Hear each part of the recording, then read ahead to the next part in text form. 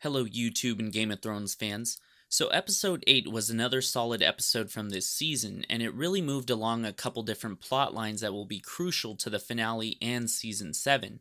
In this video, I'm going to focus less on the plot of the episode and discuss the various implications of the events as the season approaches its end. So, this episode started with Arya returning to the theater. After the waif stabbed her a couple times in the last episode, it was obvious that she was going to need help in this episode. And as I discussed in my last video, obtaining help from one of the theater's actors seemed like the most logical answer to her problem. And that is exactly the direction the showrunners decided to go by having Lady Crane come to Arya's aid. In short, Lady Crane bandages up Arya and lets her heal, which really made sense from a storytelling perspective since these two have had both indirect and direct interactions with one another the last couple episodes. Now, I hate to criticize the showrunners, but to be honest, I felt they downplayed the severity of Arya's injuries from the last episode. Anyone stabbed a couple times in the stomach would have had a rough time recovering. But it's just a show, and sometimes the realism isn't necessarily a priority.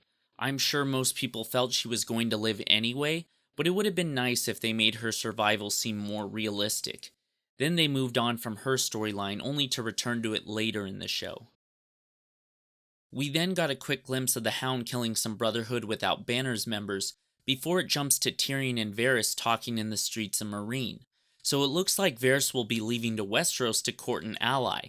Now this is important because it seems like he has chosen an ally that has ships, which likely means that he'll be meeting with Euron Greyjoy. Now we know that Theon and Yara are nearby and are trying to meet Daenerys first, so this development will likely complicate things if both Yara and Euron make alliances with her at the same time.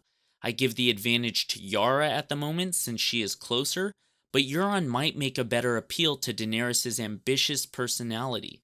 Now initially I thought Daenerys would possibly set sail to Westeros in the finale, but at this pace, it looks like that is unlikely. However, there is still a chance if in one of the last episodes we see Yara and Theon come to her rescue from the Masters. So the next important encounter of this episode was Jaime and Brienne's meeting. Brienne wants to convince the Blackfish to fight alongside Sansa, and she negotiates with Jaime to allow the Blackfish to join Sansa's cause. In the long run, the effort was futile, as Jaime convinced Lord Edmure to surrender Riverrun, and the Blackfish eventually died fighting for his home. But the true takeaways from these scenes appeared to be hidden in the dialogue. The first was Brienne's conversation with Jaime in the tent when they were negotiating. Now, clearly, they have a bond and mutual respect for one another, which I honestly don't feel is sexual. They have admiration for one another that really seems to stem from their honor and loyalty to others. And this is what I believe the show is using as a tool to possibly foreshadow their futures. I believe that at some point, Jaime and Brienne's loyalty and honor will be tested, and it might even be against one another. How many times have we heard Brienne call Jaime honorable? Or look at how Jaime complimented Brienne for keeping her oath to Catelyn Stark in this episode. And some of those compliments have gone back a couple seasons. Now I know there were a lot of fans who felt that these two would get in a fight in this episode because of the way the trailer for the episode looked, but this might have just been a reunion before the real battle. I'm not sure if it will happen, but if it does, just remember that the clues have been there all along. The second most important takeaway from these scenes was Jaime's conversation with Lord Edmure. Jaime once again affirmed his love for Cersei and said he would do anything to get back to her. If something ever happened to Cersei, I think it's apparent that Jaime won't take it very well, and vice versa. Unfortunately, it feels like both their stories are going to end tragically. They truly love one another, and if one ends up dying, I'd be more than willing to bet the other is going to go as well. Which leads me to the other important part of Jaime's conversation with Edmure, which was Cersei's love for her children. Jaime said to Edmure that Cersei would burn cities to the ground for her children. Now, if you've been watching my other videos, I've spoken about the possibility that Cersei burns down King's Landing with wildfire, and this was another obvious piece of foreshadowing to help support that claim. It just seems like the showrunners are including more explicit hints than ever, and the likelihood of it happening seems to grow as Cersei deals with her own issues at King's Landing. That was the perfect segue to talk about Cersei's scenes at King's Landing. So, first, we have the new decree from Tommen that a trial by combat is no longer allowed in the Seven Kingdoms. Now, the big implications from this were the fact that Cersei might now face justice for her actions, and the fact that the possibility of the Mountain fighting the Hound in a trial by combat now looks slim. That doesn't mean that they won't fight to the death at some other point, but for now, Tommen's ruling seems to close the door for it being for Cersei's life. The other major thing to note from this scene was Qyburn's comments to Cersei as the scene closes. So Cersei asks him if the rumors about their discussion are true. The discussion obviously remains a secret to the viewer, but this is likely a reference to the large quantity of wildfire stored beneath King's Landing. If Cersei is going to lose her trial and be sentenced, it would only make sense that she might go out with a bang, as it has been heavily foreshadowed for some time now. But there is also the possibility that she might be speaking about some other trick up her sleeve. We'll just have to wait and see. Then we have Tyrion and Meereen with Missandei and Grey Worm. Now in this scene there are two things that I would like to note.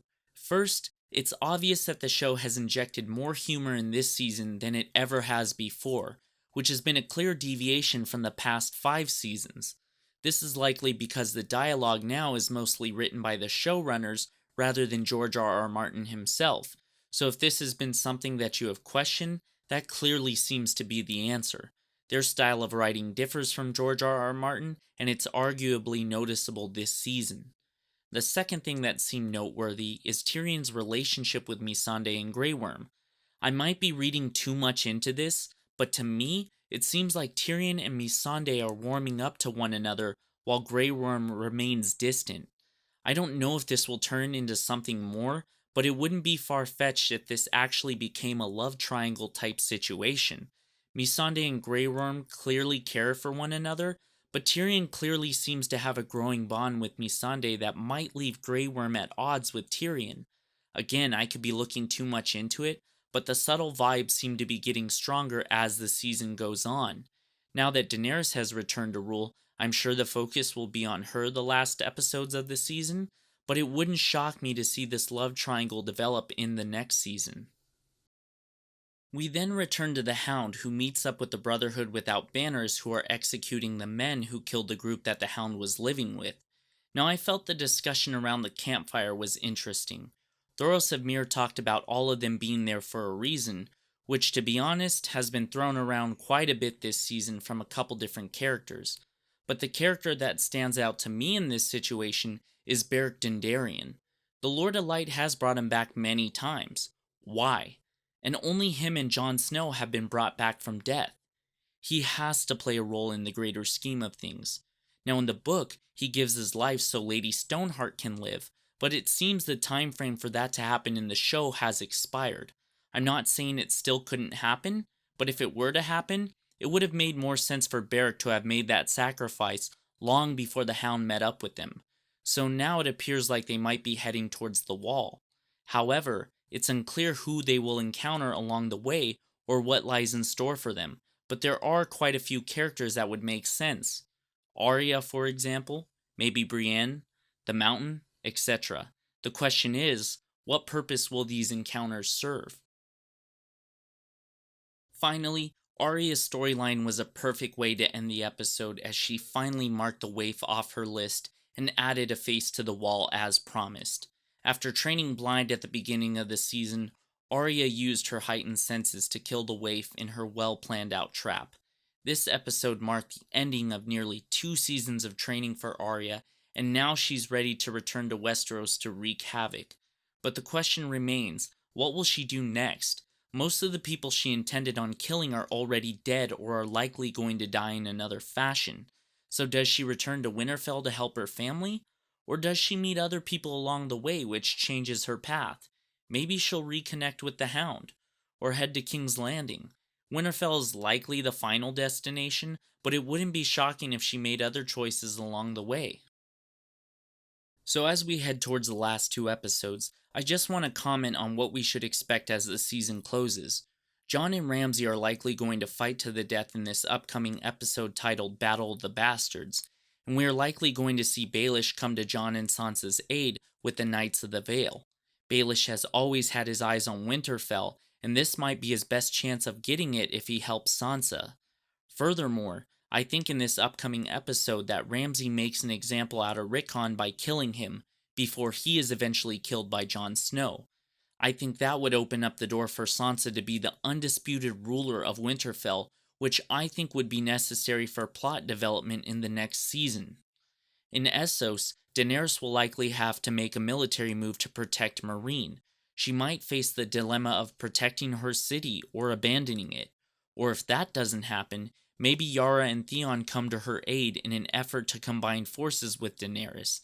That would open up the gates for their cooperation in Season 7. And lastly, I hope we catch a glimpse of Bran's next moves. In the finale, I expect Bran will have some impact on the storytelling. As I've mentioned before, he's marked. If he heads south of the Wall, then he could end up letting the White Walkers cross into Westeros, which would accelerate the plot for the next season. Furthermore, the possibility that he discovers Jon's true parents also remains on the table and could provide fodder for the following season.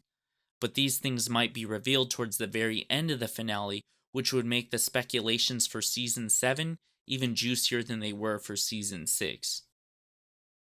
Thank you for watching this video, and make sure to like it and share it with your friends if you felt it gave you some insight into this past episode.